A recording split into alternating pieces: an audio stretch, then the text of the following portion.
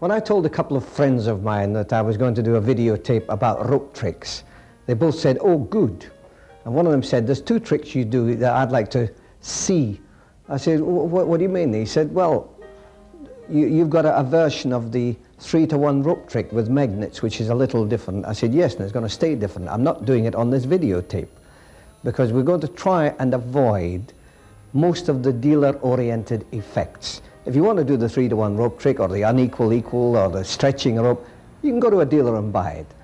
So what this videotape is all about is a few rope tricks that I have done over the years, lots and lots of times. I've found lots of little wrinkles, little additions, little tips maybe, that I can show you. Now, if you're going to talk about rope tricks, then you must start off with what's got to be the all-time most popular rope trick of history, the cut and restored rope. And that's what we're going to start with now.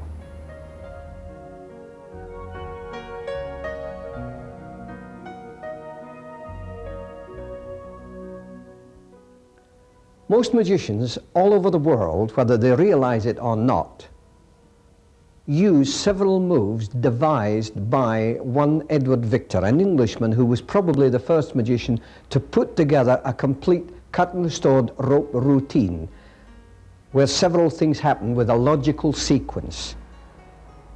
Now, I'm going to assume that you, our viewer sitting at home watching this videotape, doesn't know anything, and I'm going to start off by doing one cut and restored rope trick.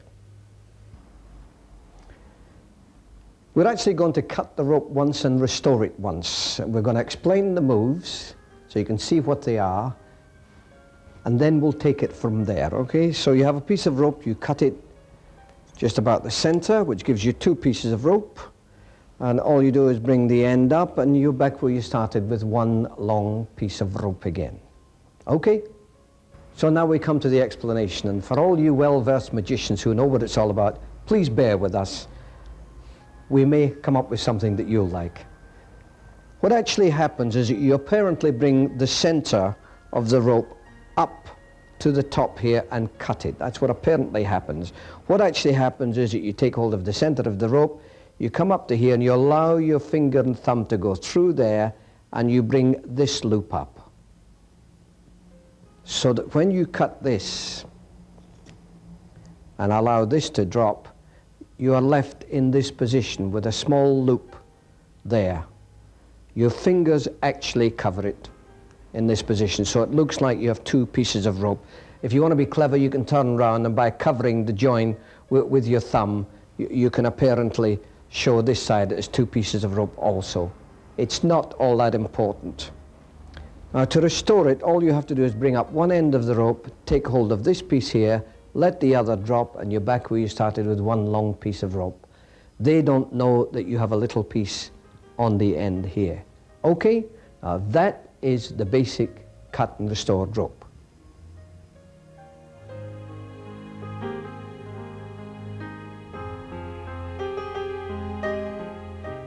Now, if you're going to do a routine where you cut and restore the rope several times, it's as well to vary the method. So what I'm going to do is repeat the last effect, but the method will be a little different and perhaps a little cleaner, maybe. That's with a piece of rope, and your piece of rope has 2 ends. That's one of them there, and the other end is down here. So there's our 2 ends, and if that's the 2 ends, then this down here must be the middle. So you bring the middle up to this position, and you cut it. So you have 2 pieces of rope again. All you do is bring the end up, do that, and you're back where you started with 1 piece of rope again. Now, the explanation for this is very similar to the first. It just looks different, and I think looks a little cleaner. You show the 2 ends up here. You're clipping this in the thumb crotch and this between the first finger and thumb. And you apparently bring the loop at the bottom, which is the center of the rope, up to here and cut it. That's what it looks like. But in actual fact, you do the same move as you did in the first. You totally ignore this piece of rope that's here. Imagine that that piece is actually hanging down. You just do the same as before. You come up, bring the loop up there. Now, when you cut it, we're back where we started with a little loop of rope here, and you allow these 2 ends to drop. So now all you have to do is bring one end up, take hold of this here, let it go, and you're back where you started with one piece of rope.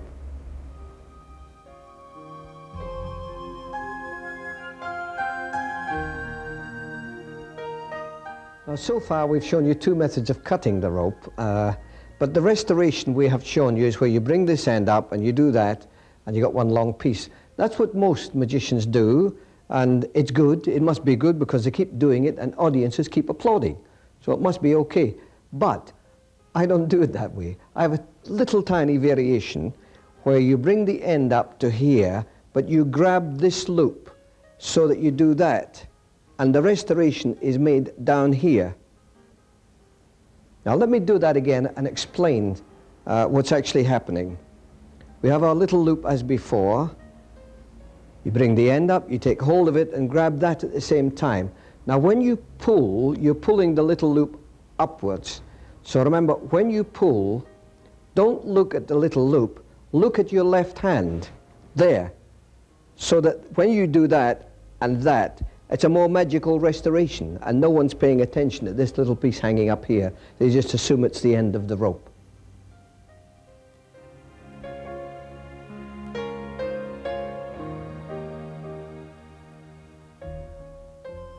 Now we're actually going to change the method of cutting the rope here. Where you cut the rope in the center, the two ends are hanging down as always, but this time, instead of bringing the end up and restoring it, you trim these ends off. Just trim them away like that, and you need a good sharp pair of scissors to do this. And having done that, you bring one end up and you open this hand and you're back where you started with one piece of rope. Now we've changed the method of cutting the rope here, and what it uses is a little piece of rope. It's double, it's about that long, and you bend it in half, and I've used a piece of double-sided sticky tape just to stick it together to stop it wobbling around. That's lying on your table alongside your rope, so when you pick the rope up, you can pick that loop up at the same time. So there it is. I now have the loop in this hand. So you draw the rope up to the center there, and you lift that little loop up. So now we can cut that loop, and we're not really cutting the actual length of rope. The problem is to get rid of them. Well, the easy way is to snip the ends away, and you carry on snipping them like that until there's nothing left, and it's all gone. Put the scissors under your arm, lift this end up, open it, and you're back where you started with one long piece of rope again.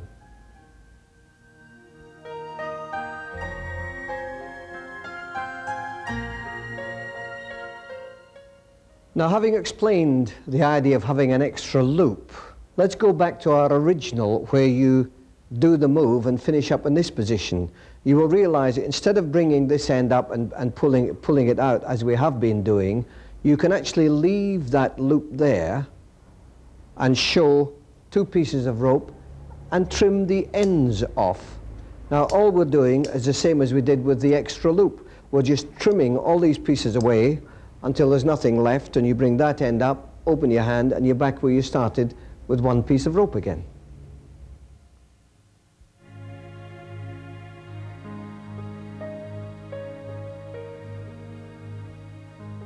Now, assuming that we have got to this position, the problem is to get rid of this. Now, we've cut it away and we've added it to the end of the rope.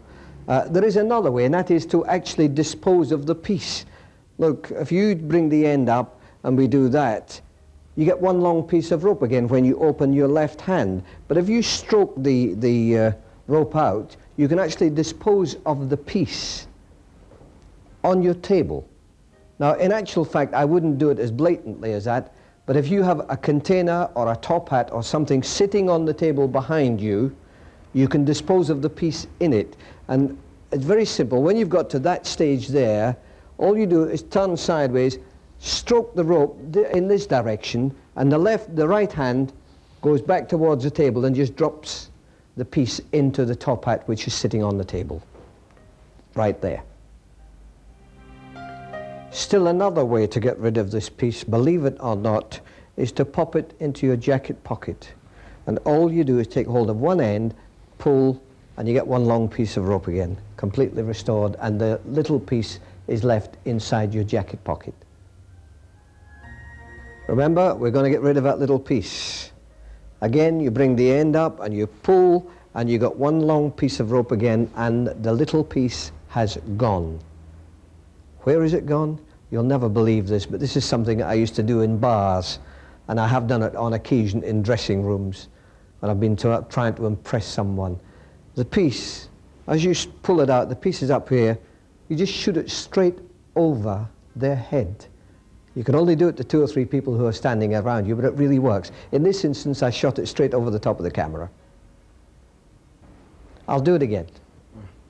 Remember, we've got our little loop here. There's apparently our two pieces of rope.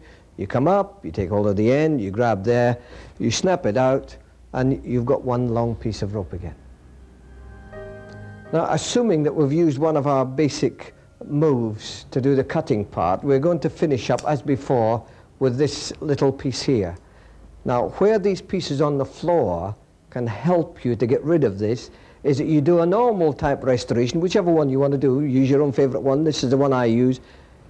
Restore the rope to one piece as before.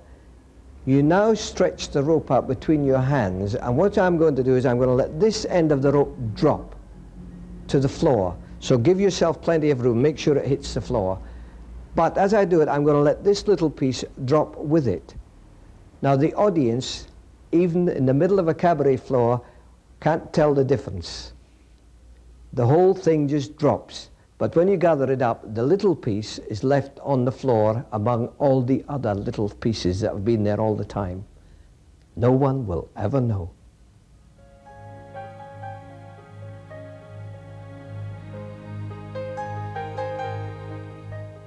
Now we come to the most popular method of getting rid of this piece, and that is after you've cut the rope, you show you've got 2 pieces of rope.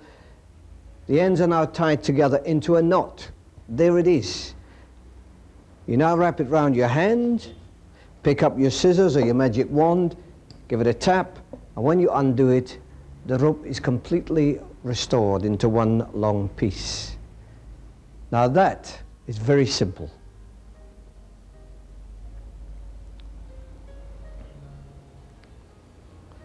Remember, this is our position. So when you apparently tie the 2 ends together, all you're really doing is tying that one piece of rope into a knot around the long piece. So when you gather it up round your hand, when you come to the knot, you just slide the knot off in your hand. And when you pick up your scissors or your magic wand, you leave the knot on the table, give it a tap, undo it, and you've got one long piece. That is how it is normally done, and it's very good. But let me give you one little tip. If you do kid shows, get a kid up to help you. And when you get to this bit, instead of wrapping it around your hand like that, wrap it around the child's hand.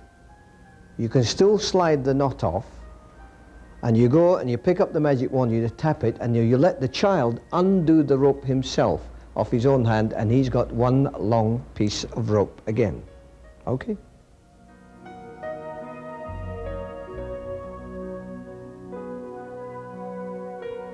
I'm going to show you another method of restoring the rope here. It also uses a knot, but it's quite different to the one I've just shown you. This is a method I devised for a trick I marketed a few years back. I'm not going to explain that trick to you because I still sell the trick. But this is a move that came out of it, which you can use in any cut and restored rope routine. Okay? Let's get to it. So we have our piece of rope, and we're going to cut it as per always, which gives us 2 pieces of rope. So we tie the 2 ends together into a knot, which gives us 2 pieces of rope tied at the center. So far, it's pretty standard.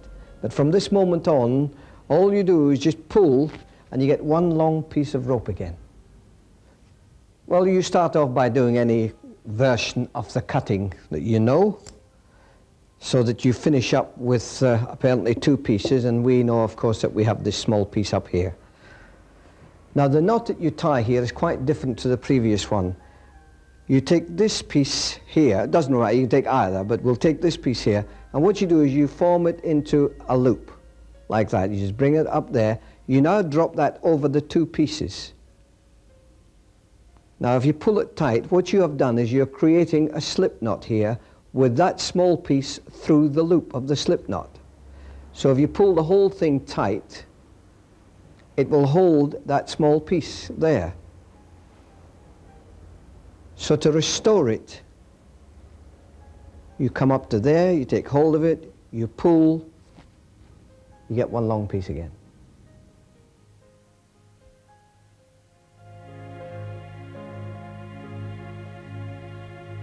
So if you're going to do a rope and ring trick, you need a rope and you need a ring. This one is a simple problem.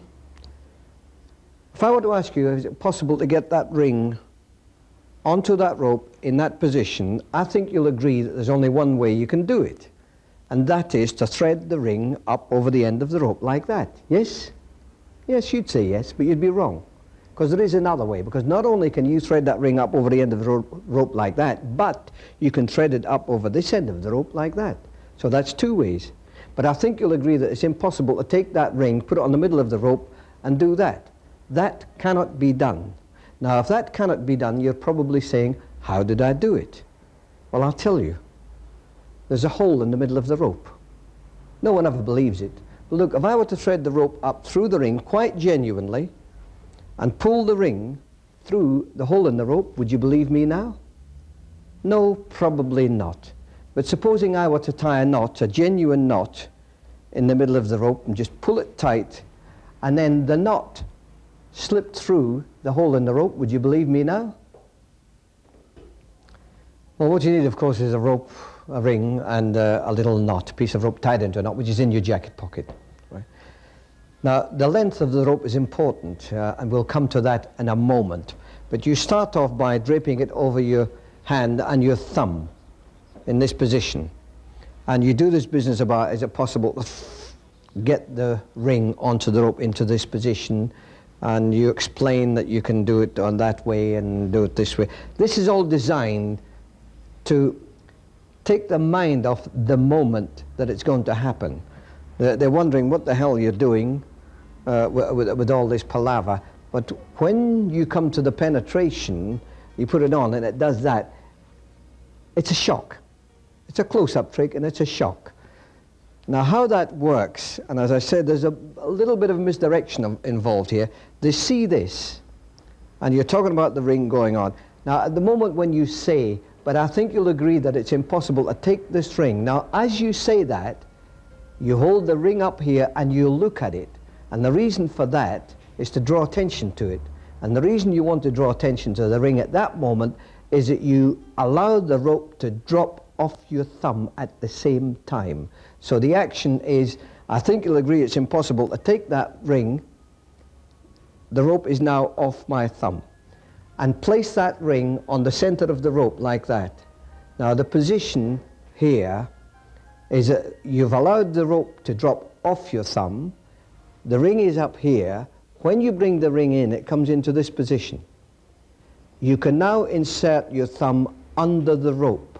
Now all you have to do is pull downwards and the ring will appear to penetrate onto the rope. Now that is one of the reasons why the rope mustn't be too long, because you don't want to be stretched out like this. You want it just long enough to get the effect within this compass.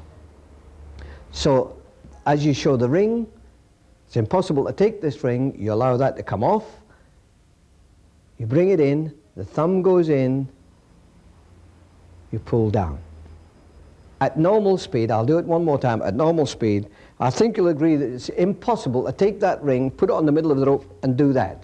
That can't be done. Now the second part of the effect is where you take the ring off the rope. I'll do that again for you. You actually thread the rope quite genuinely up through the ring, like that, and you now pull the ring through the hole in the middle of the rope. Okay? Now, what happens there?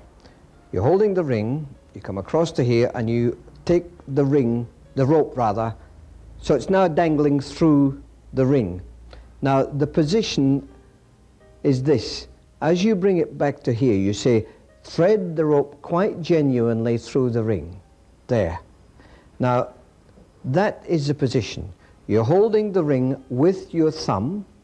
The rope is clipped between the first and second fingers, and it's hanging over the back about 6 inches, like that.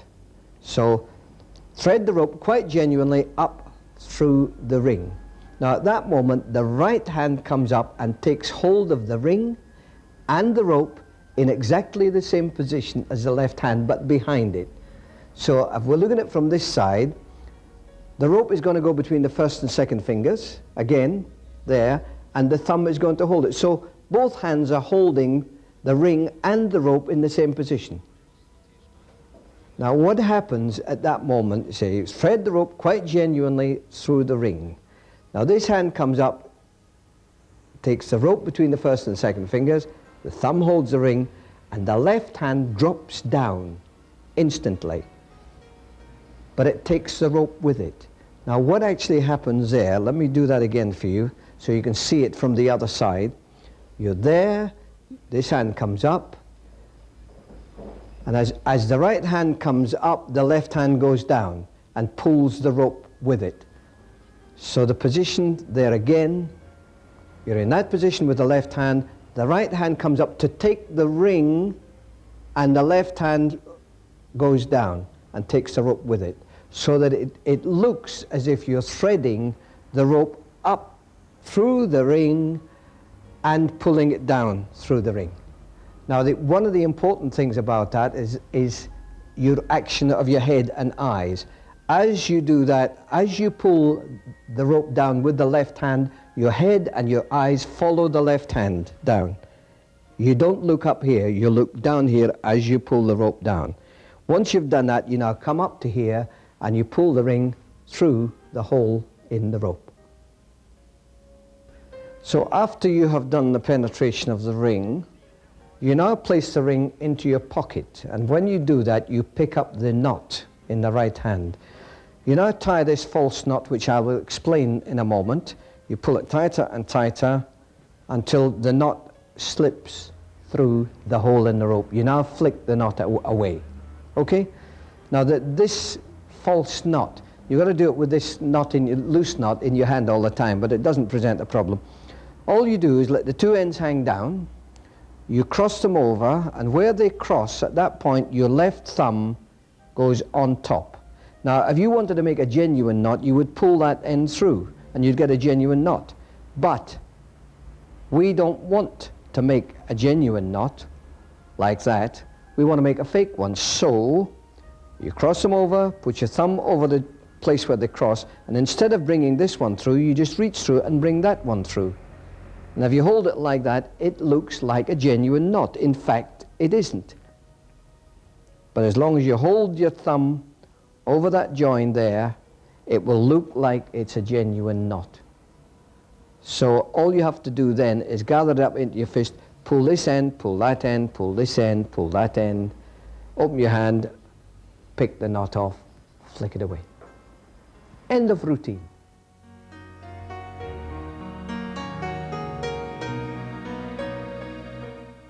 Where you get rope, you must have knots.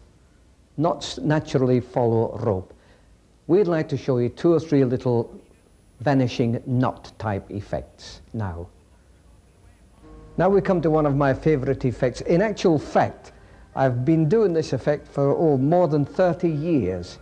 I don't know where I got it from. I suspect it was shown to me by Alan Allen, but I'm not too positive. But I do believe it was French in origin. And it's the kind of thing that I like to do occasionally if I'm comparing a show, emceeing to you Americans. In between acts, if you want to do one little quick thing, this is ideal. So the piece of rope, the idea is simple. All you have to do is tie a knot in the rope. And having tied the knot, you now pull it tighter and tighter and tighter. And in fact, you can pull it so tight that it disappears. Now, I know exactly what you're thinking. You're sitting here saying to yourself, how did he do that? I'll do it again, give you a second chance to find out. You tie a knot in the rope, you pull it tight, and you can really tug at it and pull it as tight as you possibly can until eventually it just vanishes. Good? Okay, now we come to both the secret and the explanation. Well, the secret is simple. It's a piece of nylon thread, fine nylon thread. There's my piece there. Any color you like, black, green, brown, yellow, anything you like, as long as you can't see it. Now, one end of the thread is tied to one end of the rope up here. And there's the thread, and it hangs down to the bottom of the rope. In other words, the thread is the same length as the rope. Now, I know you're going to have difficulty seeing this on your screen at home, so I've got another one down here that I'm going to show you with a piece of thick colored thread on it. So there's the rope with the thread on the front there, which everyone can see. So you hold the rope with the thread hanging down at the front. This end you bring up and place across the other end on your finger, so making a cross. And the left thumb holds both ropes at that point. Now note the position of these two fingers, because what happens is you reach through this loop here and you bring that end back through to this side of the loop, and of course the thread will come with it, right? So there it is. What happens is you grasp the thread between those two fingers and grip it tight, and as you separate your hands with the ends, that thread will slip through those two fingers. But what's actually happening is it's supporting the loop. So if you do it slowly, it's supporting the loop, and notice that the thread's being pulled through the loop until you get to that stage, and then if you pull it quickly, the knot apparently disappears. Now I'll do that again. You bring that end up, so you have one end crossed over the other, and the thumb is on both ropes holding them. Note the position of these two fingers, because what happens is that when you bring that end through there, it's going around the back of those two fingers, and you bring it up to here, and these two fingers grab the thread. So when you separate the ends, the thread will be slipping through those two fingers as you pull your hands apart, but it's supporting that loop. And once the tail end of the thread slips through, now anytime you like, you can just pull it straight out and the knot will apparently disappear. The thread will never be seen, even if it's in this condition.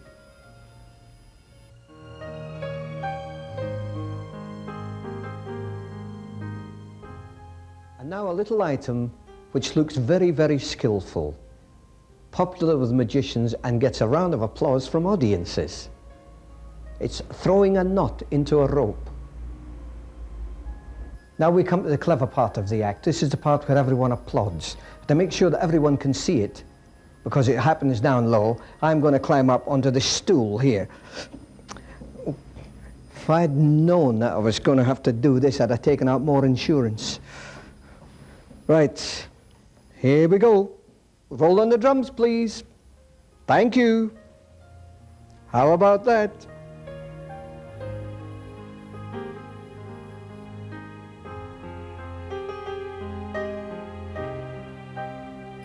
I hope you're going to understand this. But what happens is you have the rope in that position in front of you. Now you raise your hand up, and once you get it to about here, you quickly bring this hand down. Now what happens is it's the law of inertia takes over. If you bring your hand down quickly, the rope will tend to stay in midair for a fraction of a second.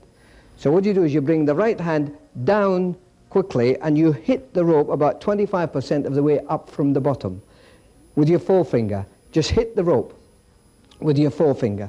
So what happens is that you come up, you come down quickly, which leaves this rope in a sort of loop in midair.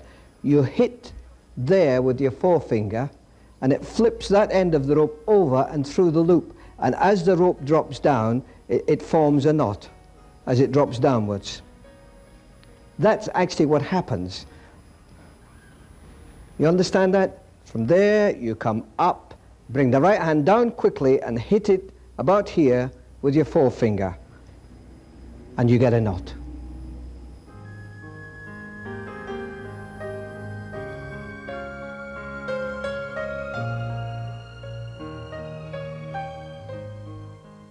This is one of my favorite party effects. It involves a rope or a piece of string, whatever you want to use, and a teacup or a beer mug or anything like that.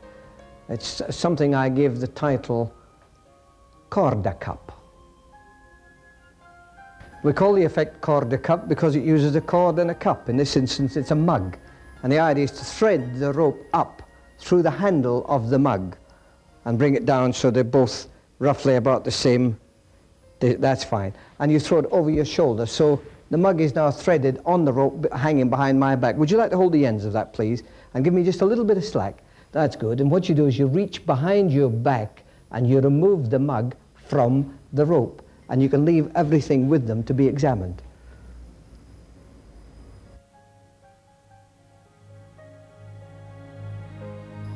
Okay, now the first part I'm going to explain is very, very similar, almost exactly the same as one of the moves in our rope and ring.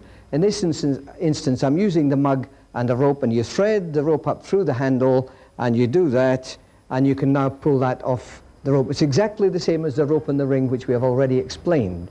What makes this difference is that you throw it over your shoulder and the mug stays on the rope. And what accounts for that is a gimmick. We actually have a secret gimmick that no one knows about. It's a piece of rope with a wire inside it, a piece of coat hanger wire actually is inside it, and it's bent into an S hook, which you can hang on the handle there. So you get that on the handle ahead of time, so you can now hold the mug by the handle. You now do the same as in the rope and ring. You thread the rope up through there, you come back, you change hands, same as before, and the end comes down. So it's now off the handle. But what happens at that point, as you're pulling it down, you bring the rope around and hook it on the bottom of the S hook, right? So it's now on the hook. And as you throw it on over your shoulder, that's what happens. So the mug is now hanging over my back on the S hook, which is on the rope.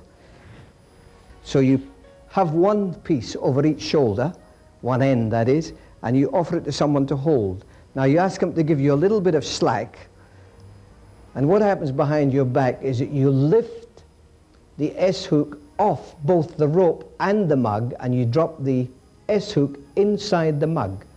You can now turn around to show them, and you lift the rope over your head, and what happens with the mug, the S hook's inside. As you hand it to them, you just turn it upside down and say, would you like to look at it, and just give it to them. The S hook just drops into your hand as you do it, and you're left clean as a whistle. That is Corda Cup.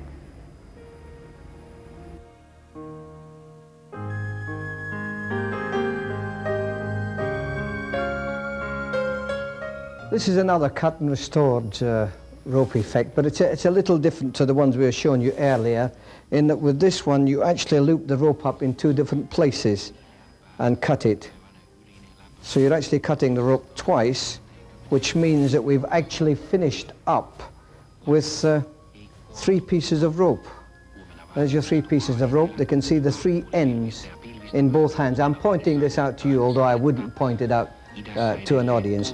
There's a little bit of manipulation involved here, and you just give the rope a shake and you're back where you started with one long piece of rope again. Okay, to explain this, I have to take you right back to the beginning of the tape, the very first method we showed you, which was this business of looping it up here. That's what you do in this one. There's a difference. The long piece that's left, you now bring that up and you take part of this loop to create a second loop, so that when you cut both of those loops there, you'll have 5 ends at the top and 1 at the bottom. So you bring the bottom end up to this position over here.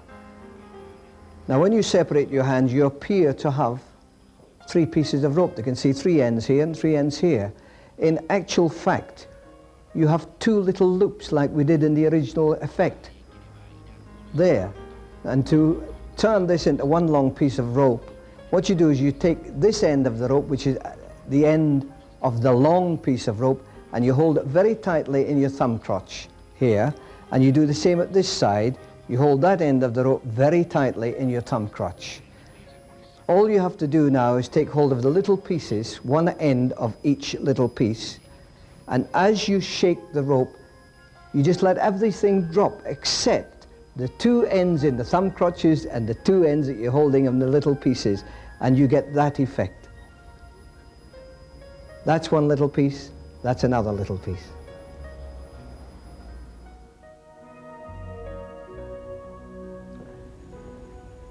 Now we come to the big surprise item on this videotape.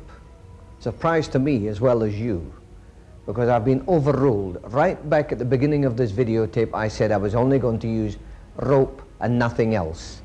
Well, our executive producer Lionel Russell, our director who's behind the camera at this very moment, Vic Pinto, and a couple of layabouts who came in to see what was going on, have insisted that I show you a couple of effects using rope gimmicks. And of course the most popular rope gimmick of all time, certainly in modern times, is the rope magnet. So I'd like to kick off this section by showing you how to fix a rope magnet into a piece of rope. Okay, the moment of truth. We're actually going to glue a magnet into a piece of rope. You need four things. You need a piece of rope, you need a rope magnet, which you buy from your favorite magic dealer, you need some impact adhesive. This is the type of adhesive that you stick on two surfaces, put them together after they've dried off for a couple of minutes and they will stick. I don't use that principle, but that's the glue I use. And of course a pair of scissors. The rope should be hollow rope. In other words, and you should be able to push the magnet down inside the rope. Now if your rope has a core inside it, you can just take hold of the core and pull it out. It's quite simple. And to glue the magnet in is very simple indeed. You just squirt the glue on the end of the magnet there and let it run down the sides just a little bit. You now take it, you push it down inside the rope, make sure it's well down inside, and then you roll it like that between your palms until you finish up like this, and you leave it like that for 5 or 10 minutes until it dries. Now I'm going to start cutting now. I shouldn't. I should leave it a few minutes, but I'll do it now because it won't really affect the issue for demonstration purposes. But once you have let it dry, take a good sharp pair of scissors and cut it off right on the end so that the rope is flush with the actual magnet. There. Now there's a little bit of fraying around the edge here. So to seal that off, we use something else. Cold water paste, exactly the same paste as you use for hanging wallpaper on your wall. Just mix some of it up in a little jar, dip that in, get it well soaked and leave it to hang up to dry. I usually leave them overnight till it's dry, and then you'll find that you've got a perfect seal on the end of the rope. Okay, now you know how to fix a magnet into a rope. This is what it looks like. You can probably see there's a little black dot there. Well, if you're going to work at reasonably close quarters or on a cabaret floor where they're just a few feet away, I would suggest that you paint that white so they don't get a glimpse of something black on the end of the rope. You can either paint it white, use a white sticky label, anything you like. Just don't make it too thick, which will weaken the strength of the two magnets when they come together. Okay? Okay, we're going to show you a trick. Maybe more than one. Yes, I will. I'll show you more than one trick using rope magnets. But the first one is one that I have done for many, many, many years. It's an old-fashioned classic called 3-to-1 rope.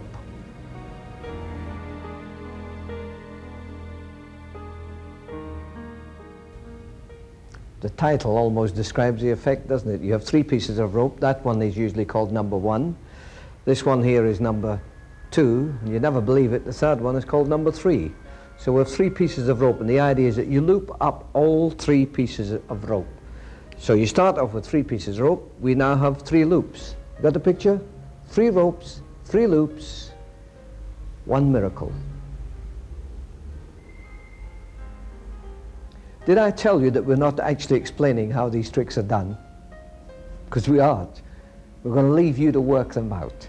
The 3-to-1 rope trick is quite simple. Just study the video, and if you can't work it out, take up stamp collecting or something. Anyway, we'll now come to another magic effect that actually uses rope magnets. Now this is something that I actually use in my act.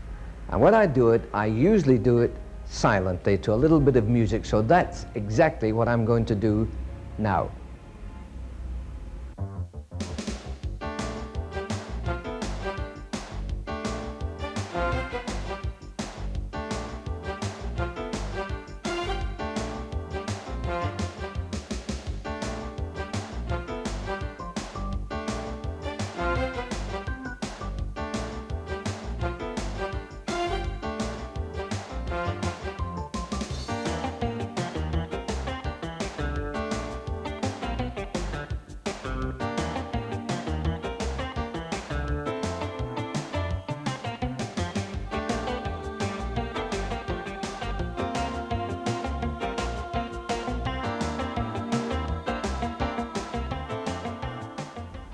Now I know we've done a rope and ring thing already, but this is one using you know what.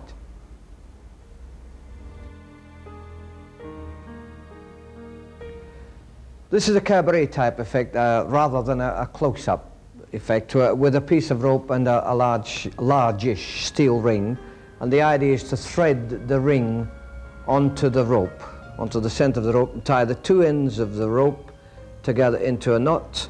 And they can see there that everything is quite genuine and above board. And what happens is you just pull the ring down slowly, very slowly, until it comes off the rope. This is what I call my everlasting cut and restored rope trick. The reason being is that you don't have to buy a new rope every time you do it.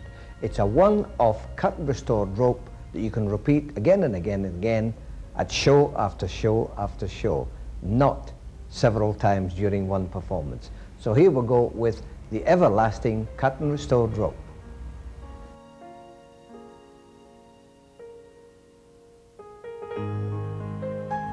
You'll see a little move in this routine that we've already explained earlier on the tape for another purpose, but with the use of rope magnets it makes life a little easier and cleaner at the end. This particular cut and restored rope effect is different to the others in that you don't loop the rope up, you actually cut the rope down there before we even start. Then you tie the two ends together into a knot. This is the part that we've shown you earlier on the tape, you may remember it. And from there you just bring the end up to here and you pull, and you have one long piece of rope again. Ta-da! Now we come to an effect that goes way, way back to my early days in magic. This is something that I used to perform in my act quite regularly. I must have done it hundreds and hundreds and hundreds of times. And it was one of my regular effects. And to this day, I don't perform it very often, but I always carry a set in my bag. It's what I call a standby trick nowadays for me. The linking ropes.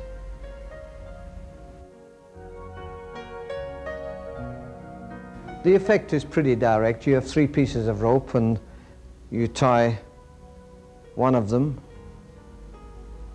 like that and place it on your arm, and you tie the second one in exactly the same fashion. And just for the record, you can have two assistants up from the audience. You give one to the other standing on either side of you, and you tie the middle one yourself. So you each tie three pieces of rope into three rings or loops like this, and you take two of them and you come up to here and you blow and they become linked together. So you have two pieces of rope linked. Bring up the third one, pull, and you get three ropes all linked together. That is magic. From there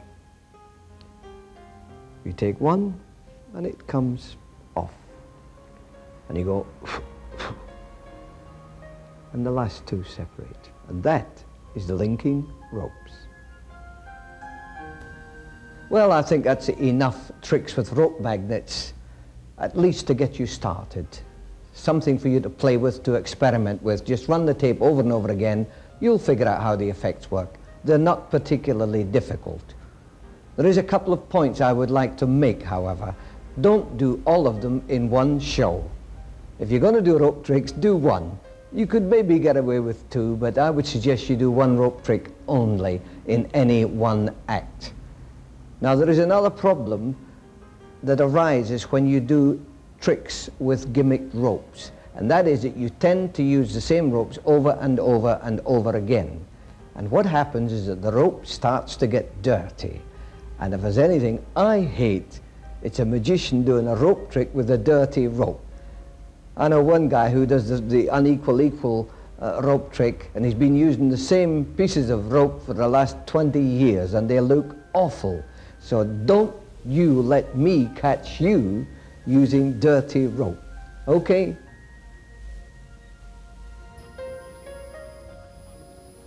Would you believe I've actually got to the end of my rope? And with that terrible pun, we've actually got to the end of this videotape. No doubt by now you have realized that this was not meant to be encyclopedic. There are a million other rope tricks that we haven't included. And there's all sorts of gimmicks, magnets and little locking devices and others which are allied to rope tricks. We haven't touched any of them. What this tape has been about is one man's experience with a few rope tricks. I've told you everything that I know about rope tricks. We know that that isn't true, but everything that I use. I won't put anything on any of those videotapes that I never actually used. Everything you've seen on this tape I've actually used in the past. Now there's one other point to make. A lot of people, especially the young guys, the modern guys, the with it guys, the kids, they say rope tricks, they're old hat. Well, maybe the cut and restored rope trick is old hat, but then so is Mozart. Goodbye.